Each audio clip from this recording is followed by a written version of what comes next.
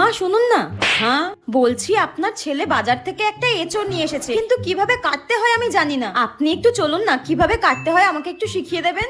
হ্যাঁ ভগবান, তুমি এত বড় ধেরে একটা মেয়ে, সামান্য এঁচড় তুমি কাটতে পারো না? তা কি জন্য তোমার বাবা মা সাত তাড়াতাড়ি তোমার বিয়ে দিয়ে দিয়েছে? হ্যাঁ, একটা কাজ শিখতে পারোনি? আমার মেয়েকে আমি সবকিছু শিখিয়ে পড়িয়ে তারপর শ্বশুর বাড়িতে পাঠিয়েছি, যাতে শ্বশুর বাড়ির লোকজন আমাকে কোনো কথা শোনাতে না পারে। আর তুমি কি শিখেছো? হ্যাঁ ঠিক আছে মা, যাচ্ছি। হ্যাঁ ওই দেখো, বলতে না বলতে আমার মেয়ে ফোন করেছে। সব কাজ বাজ সেরে তারপর আমাকে ফোন করে। তোমার মতো নাকি মিনিটে মিনিটে বাপের বাড়িতে শুধু ফোন করা? হ্যাঁ মা বল, কেমন আছিস? মা শাশুড়ি শুক্তো রান্না খেতে চেয়েছে, কিভাবে করব বলে দাও। শুক্তো কিভাবে করবি বলে দেবো?